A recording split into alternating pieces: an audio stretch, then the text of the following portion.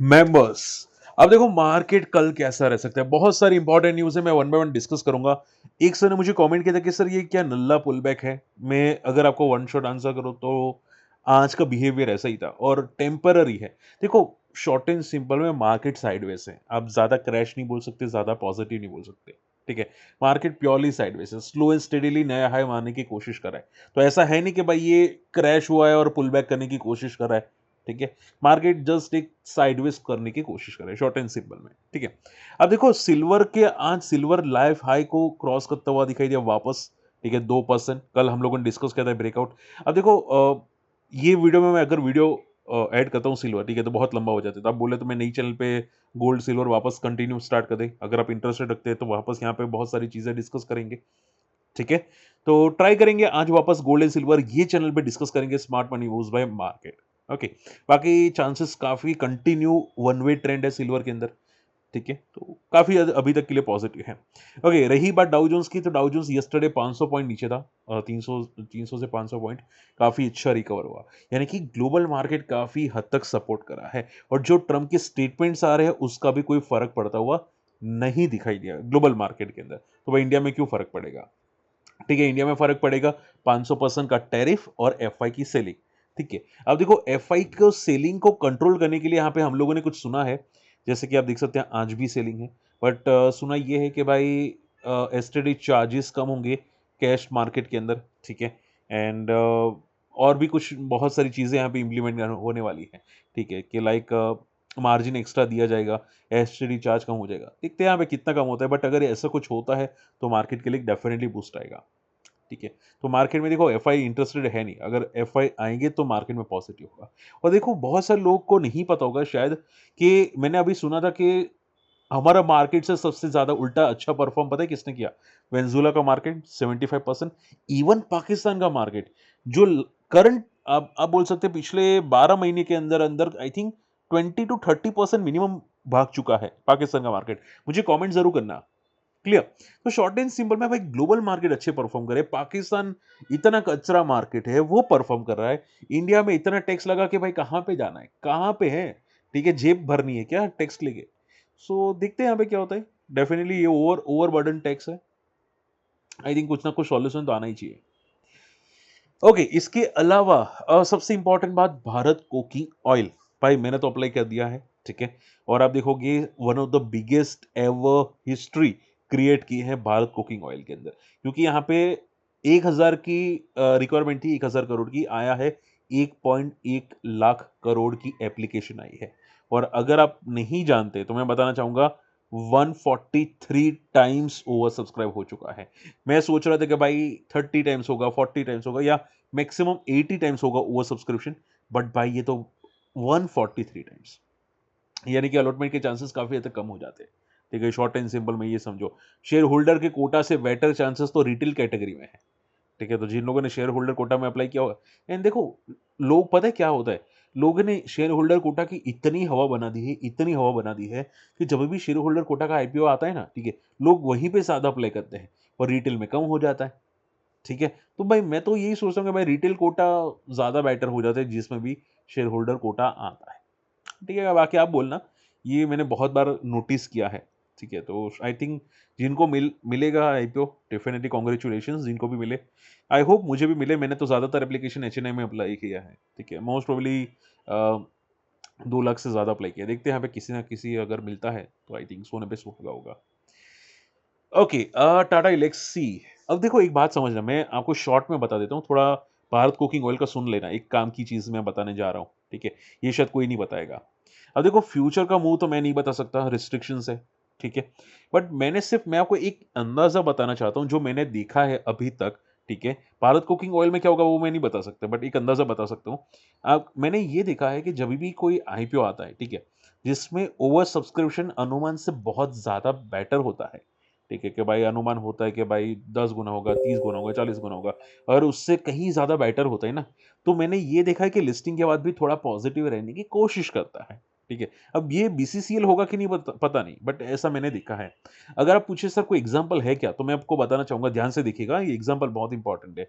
मैंने एक देखा था टाटा टेक करके, जिनको नहीं पता है याद होगा टाटा टेक, ठीक है? टाटा टेक का आई थिंक उस टाइम पे सबसे ज़्यादा ओवर सब्सक्राइब हुआ था, अनुमान से बेटर हुआ था, ठीक है? तो उस टाइम पे लिस्टिंग का अनुमान था 900 का, जिनको नहीं पता है 900 का था।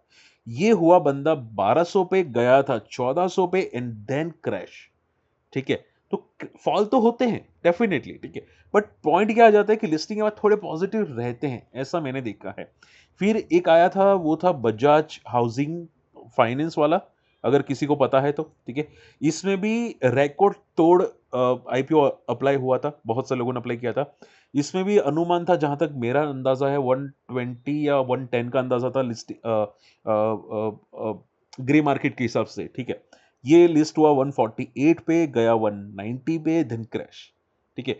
इन शॉर्ट में लिस्टिंग के बाद थोड़े पॉजिटिव दिखते हैं। अभी कितने दिन पॉजिटिव रहते हैं मुझे नहीं पता। आई एम श्योर आप समझदार हैं, मैं क्या आपको समझाने की कोशिश कर रहा हूं, आप समझदार हैं, ठीक है? ओके, तो बीसीसीएल में क्या होगा वो आप अंदाजा लगा सकते हैं, ठीक है? वो आप पे मैं छोड़ता हूं, आपको क्या करना है, ठीक है? अब देखो, ऐसी इंफॉर्मेशन मुझे आप बताओ, कोई बता सकता है क्या?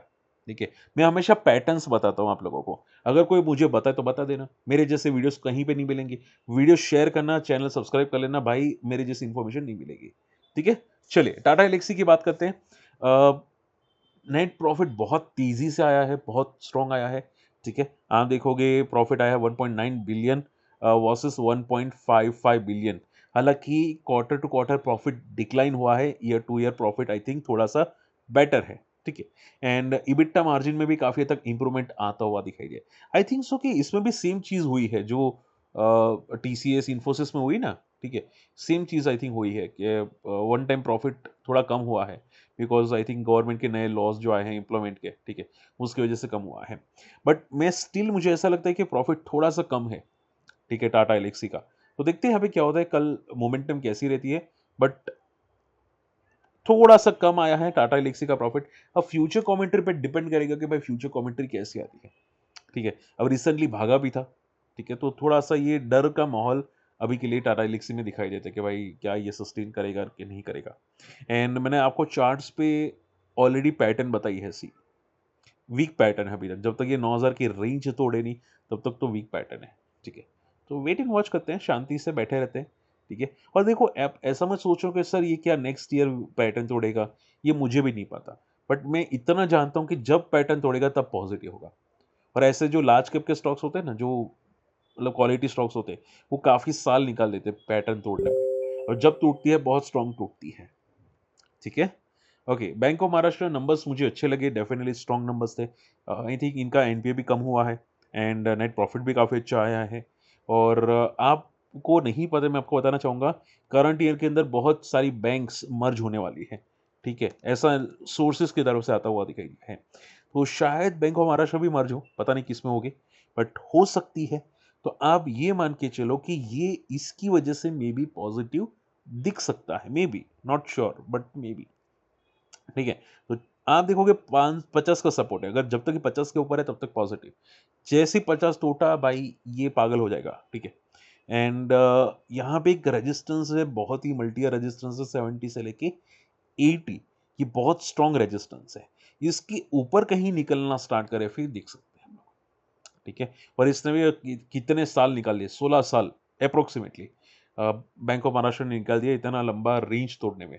सो हमेशा याद रखो कि कोई स्टॉक पॉजिटिव नहीं होता, कभी कभी रेंज तोड़ने में काफ़ी साल निकाल देते हैं, ठीक है? सो पोर्टफोलियो अगर क्रिएट करते हैं आप लोग, तो हमेशा सोच समझ के करना चाहिए, स्पेशली बैंक्स में। Okay, last note list Autham investment, इसने 52 हाई को क्रॉस किया है। एनसी, मुझे काफ़ी लोगों के कमेंट्स आए कि सर मार्केट में मुझे एक पर्सन मिला था, जिन्होंने मतलब सिर्फ स्टॉक वही लिए हैं जो लगातार भाग रहे, और वो भी लॉन्ग टर्म के लिए। मतलब ऐसे स्टॉक लेते क्यों हैं जो लगातार भाग रहे हैं और वो भी लॉन्ग टर्म के लिए, ठीक है? मैं आपको एग्जांपल करता हूँ, मान लो कोई स्टॉक आप रडार पे रखते हैं जिसने लाइफ हाई को तोड़ा, तो लाइफ हाई जब टूटा, जब फर्स्ट टाइम टूटा, मान लो तब रडार पे रख सकते थे। वो बंदा तब ले रहा है जब ये ऑलरेडी भाग चुका है, 50 का 90 हो चुका है, वो 80 हो चुका है और तब वो लोग सोच रहे हैं कि भाई मैं ट्राई करूँगा। उनको क्या लगता है ये वर्टिकली जा रहा है, 4 महीने से लगातार पॉजिटिव है। उनको क्या लगता है रॉकेट बन जाएगा? कितना रॉकेट बनेगा? बहुत रेयर स्टॉक्स होते हैं जो क्यूपिड जैसे होते हैं जो लगातार पॉजिटिव रहते हैं, बहुत रेयर, ठीक है? सो हमेशा याद रखो कि ब्रेकआउट हो फर्स्ट टाइम तब देखा जा सकता है। नहीं मतलब लगातार भागने के बाद। तो हमेशा पोर्टफोलियो अगर क्रिएट करो, सोच समझ के करो। चलिए एल-एन-टी लास्ट क्वेरी ले लेता हूँ। एल-एन-टी ने क्लैरिफाई किया है कि जो टेंडर शायद चाइना को मिलने वाला है, वो टेंडर का अभी भी ऑर्डर बुक में कोई अपडेट नहीं है। तो आई थिंक एल-एन-टी के लिए कल के लिए पॉजिटिव न्यूज़ ये दिखाई दे रही है। ठीक है? चलिए, फटाफट आप लोगों की क्वेरीज लेना स्टार्ट करते हैं। आई थिंक ओके कोई वॉइस में इश्यूज़ नहीं है। Sir VBL, VBL I think Surjot ji बहुत ही फ़ोकस है वीबीएल पे।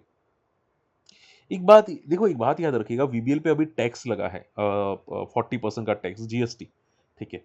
जिनकी वजह से इनके मार्जिन डिक्लाइन हो सकते हैं जो थम्स अप पेप्सी आती है ना उस पे तो इनके रिजल्ट अभी वीक आने के चांसेस है, ठीक है? तो ये हमेशा याद रखो कि अगर फ्यूचर रिजल्ट वीक आने के चांसेस होते हैं या तो स्टॉक साइडवेज रहता है या पहले गिर जाता है, ठीक है? अगर स्टॉक नहीं गिरता तो साइडवेज रहता है और रिजल्ट का वेट करता है, अगर रिजल्ट खराब आते हैं तो वो गिर जाता है। तो सेम पैटर्न फॉलो हो सकती है वीबीएल में, ठीक है? अब मान लो अगर करंट क्वार्टर रिजल्ट अच्छी नहीं आती हैं, तो शायद फ्यूचर कमेंट्री देखनी पड़ेगी कि जीएसटी का इम्पैक्ट फ्यूचर कमेंट्री में है कि नहीं। तो शॉर्ट एंड सिंपल में इसमें देखो कि क्या हो रहा है, ठीक है? चांसेस बहुत हाई है कि इसके रिजल्ट वीक आएँगे और अगर वीक आएँगे इसका चार्ट पैटर्न बिगड़ जाएगा पूरा का पूरा, ठीक है? सपोर्ट है 400 पे अगर नहीं सस्टेन गया तो ये गया पूरा, ठीक है? तो इसने लाइफ लॉन्ग जो बेस्ट परफॉर्मेंस दिया था one of the best ever, ठीक है? वो बिगड़ जाएगा पूरा का पूरा। सो बहुत केयरफुल है ना वीबीएल के अंदर, ठीक है? ये आपकी हालत से टिपिटी टाइट कर सकते हैं लाइक तेजस नेटवर्क जो टॉप से क्रैश हुआ था उस टाइम पे, ठीक है? सो वैसा कुछ हो सकता है। सो बी केयरफुल सर जी, ठीक है? अल्काइल एमाइन्स आई थिंक आज काफ़ी अच्छा मूव किया था नहीं? अल्काइल एमाइन्स ने ज़्यादातर केमिकल स्टॉक्स बहुत तेज़ी से भागे। अल्काइल एमाइन्स का बहुत ही अच्छा बेस है 1600 के, यहाँ पे बहुत अच्छा बेस बना था प्लस ओवरसोल्ड हो चुका है 40 आरएसआई काफ़ी प्रिपेयर हो चुका है। अब देखो क्वालिटी कंपनीज़ हमेशा बेस बना के ही चलती है। अगर फंडामेंटली स्ट्रॉन्ग हो तो बेस बना के रिकवर होने की चांसेस ज़्यादा दिखाई देते हैं, ठीक है? आई थिंक ये आज काफ़ी स्ट्रॉन्ग पुल बैक दिया तो चांसेस हाई है और मंथली चार्ट पे जैसे ही क्लोजिंग 3000 के ऊपर होगी 2500 से 3000 एक रेजिस्टेंस है जिसके होगी इसके ऊपर मंथली चार्ट पे तो I think positive trend start वापस हो जाएगा एल्क एलिमेंट्स के अंदर, ठीक है? बाकी नंबर्स ठीक है, इसके थोड़े से वीक आए थे अभी 2 साल। बाकी बंदा बहुत सॉलिड दम वाला है, बहुत, बहुत, बहुत दम वाला है बंदा, ठीक है? इससे इससे बेटर बैलेंस शीट मैंने नहीं देखी। ये बंदा ऐसा है कि भाई एक बार चलना स्टार्ट किया ना, तो किसी के पापा की ताकत नहीं होगी कि इसको रोक सके। मतलब उतना फंडामेंटली स्ट्रॉन्ग है, ठीक है? तो देखते हैं यहाँ पे क्या होता है, ठीक है? टेम्परेरी पुलबैक हुआ है। ये पुलबैक इसको भी टेम्परेरी समझो, जब तक पुलबैक 1 महीना सस्टेन नहीं करता या 3 लगातार पुलबैक्स कंटिन्यू नहीं आते, 3 दिन, तब तक ये इतना टेम्परेरी समझो, ठीक है? ओके, ओके, पटेल मार्ट क्या कर रहा है?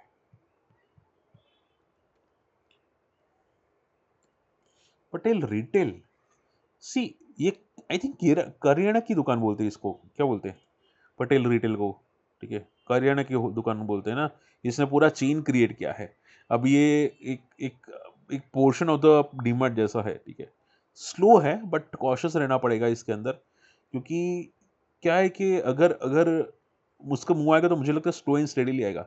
ये बंदा ठीक है बट इसका फंडामेंटल्स लॉन्ग टर्म के लिए देखना पड़ता है, ठीक है? अगर ये शॉर्ट टर्म में देखेंगे तो ये बहुत स्लो मूवर हो जाएगा, ठीक है? तो पटेल रिटेल को हमेशा जब ब्रेकआउट हो तब देखा जा सकता है। इसको अभी अगर मान लो कोई बॉटम पे देखता है ना तो कहना मुश्किल है कि क्या कंटिन्यू करेगा क्योंकि इसका बिज़नेस बहुत ही अलग कैटेगरी का है, ठीक है? डीमार्ट कैटेगरी का है। भले सस्ता दिखता है आपको आई एम श्योर डेफिनिटली सस्ता है, बट कैटेगरी थोड़ी-सी डिफरेंट है। तो बस बड़े प्लेयर इसमें इंटरेस्टेड होने चाहिए क्योंकि 600 करोड़ की मार्केट कैप। तो बंदा दम वाला है बट रिटेल कैटेगरी है, ठीक है? सो आई थिंक एक बार देखो पहले कि क्या होता है, बेस बनाता है कि नहीं। For me I think wait and watch ही इसमें होना चाहिए एक बार के लिए। A W L, A W L भाई इसकी हालत तो पूरी खराब हो चुकी है। इसकी क्या हालत है ए डब्ल्यू एल की, मरा पड़ा है ए W L. Life long breakout करने के बाद मरा पड़ा है पूरा का पूरा। देखो बड़े प्लेयर्स, वही कंपनी है, सोचो कंपनी वही है, हालत क्या हो चुकी है बड़े प्लेयर्स निकलने के बाद। तो हमेशा मैं बोलता हूँ कि बड़े प्लेयर्स इंपॉर्टेंट होते हैं मार्केट में, अगर वो नहीं आ जाए तो स्टॉक चला जाता है पाताल में। अभी इसका आई डोंट थिंक कुछ हो सकता है। अभी ये अगर बड़े प्लेयर्स आएंगे तो आएंगे, बाकी फंडामेंटल्स अभी भी सेम है, कोई चेंजेस नहीं, ग्रोथ अच्छी है कंपनी के अंदर। अब आई थिंक बड़े प्लेयर्स आएंगे तो भागेगा। अब इंपॉर्टेंट इसका रेजिस्टेंस है 400 से लेके 500। ये जब तक ये रेंज तोड़े नहीं तब तक तो ऐसा ही चलने वाला है इसके अंदर, 400 से 500 का। ठीक है, सो वही wait and watch I think हो सकता है, या फिर स्विच हो सकता है। एज अ डिस्क्लेमर मेरे पास तो है, बट पड़ा है, क्या कर सकते हैं, अभी कुछ नहीं कर सकते। ओके, केपीआई ग्रीन में देखो आई थिंक रिजल्ट पॉजिटिव आने की चांसेस है, देखते एक बार रिजल्ट कैसे आते हैं। इसने भी काफी तगड़ा टॉप बनाया था, यहाँ पे फेक ब्रेकआउट किया था, उसके बाद fall, pull back and then fall. ठीक है, अब यहाँ से क्या पुल बैक करके भागेगा तो एक डब्ल्यू पैटर्न बन सकती है। आई थिंक एक बार देखा जा सकता है, अगर अगली बार 500 का लेवल तोड़ता है तो ये शायद डब्ल्यू पैटर्न बन सकती है। तो I think wait and watch कीजिए, देखते हैं यहाँ पे रिजल्ट कैसा है, तो उसके बाद क्लियर आइडिया आने वाली है कि भाई क्या हो सकता है। ठीक है, चलिए, होप आज का वीडियो समझ में पसंद है, एंड भाई हैप्पी मकर संक्रांति, एंजॉय करना, एंड वीडियो को कंटिन्यू देखिएगा। और आपको केस स्टडी कौन सी चाहिए वो मुझे कमेंट जरूर करना, और वोडाफोन आईडी की किसने केस स्टडी नहीं देखी वो जाके चेकआउट करना। मिलते हैं अगले वीडियो में, बाय।